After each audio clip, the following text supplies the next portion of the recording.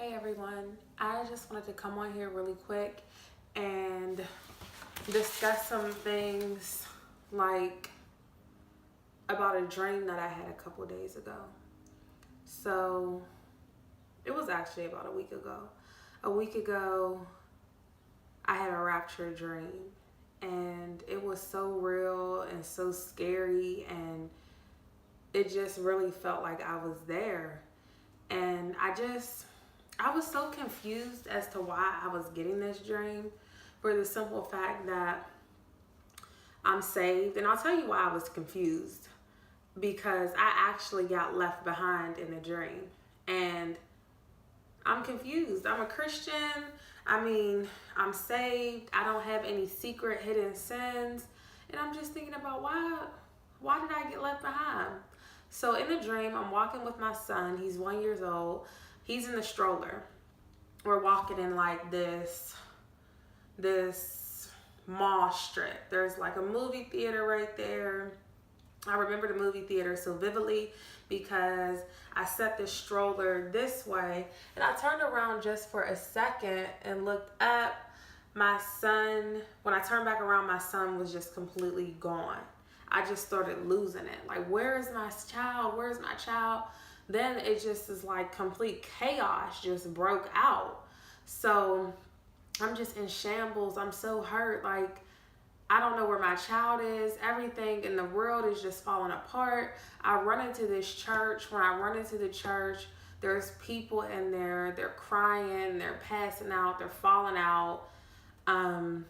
People I knew personally, were actually in the dream, which is what hurt my heart as well. People who aren't saved. And they were just like, Mary, what's going on? What's going on? And it just dawned on me. And I just said, Jesus came back, y'all. And I woke up. And at first I thought God gave me the dream so I can tell people, like, get ready. But about 3 days ago, I was praying about it. And I was actually looking up other YouTubers. And everybody who got left behind, they had something that they didn't know, or that they were dealing with, and they didn't know about it. So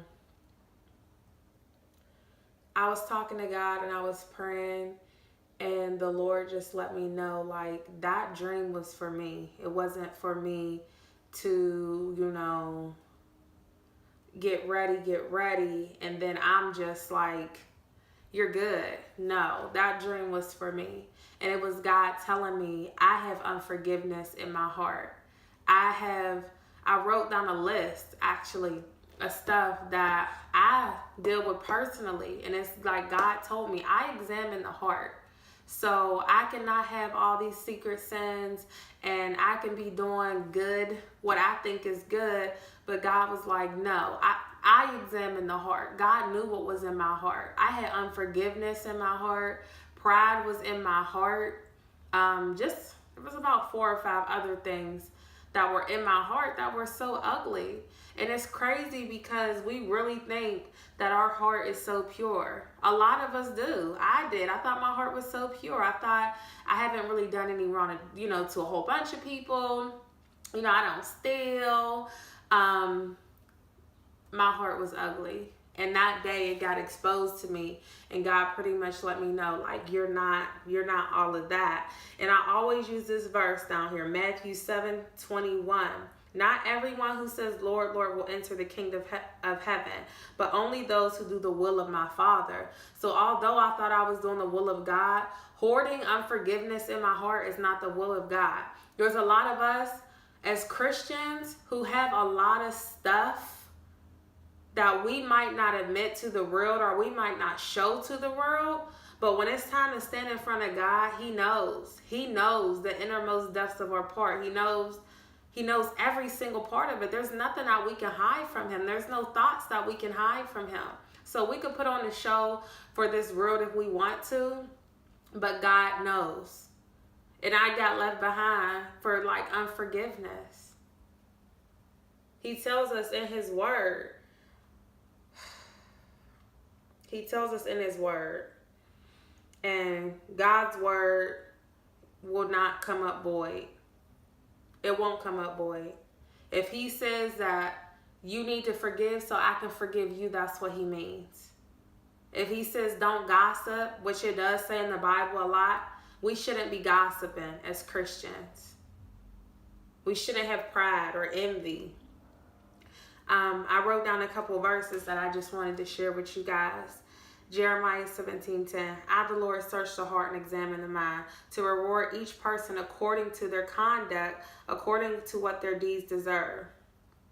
So it's like the heart, that's like the core of us. And a lot of us just got to pray for a heart change. A heart that's more like God. We can't be mean to each other. We can't be nasty to each other. We really got to love people as Christians. And that's basically what that dream showed me. We really have to love people. We really have to love our neighbors as ourselves. We have to set aside our pride, y'all, for the kingdom.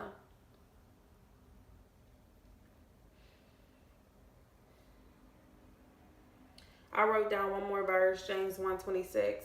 Those who consider themselves religious and yet do not keep tight rein on their tongue deceive themselves, and their religion is worthless.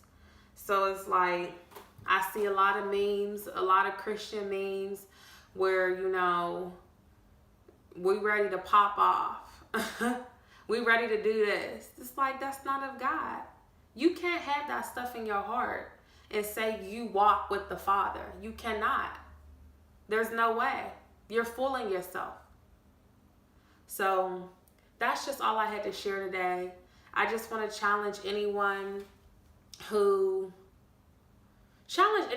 watching this. Just pray and ask God to reveal yourself to yourself. So ask God to reveal your heart to you. Because I had no idea. Like, I knew that I felt some kind of way about people, and I actually had to make amends with those people. But I didn't think, like, I would get left behind, or, like, you know what I mean? My prayers felt cloudy.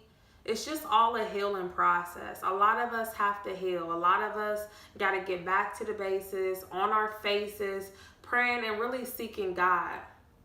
Ask him to expose things that are in you that are not of him, and he will do it.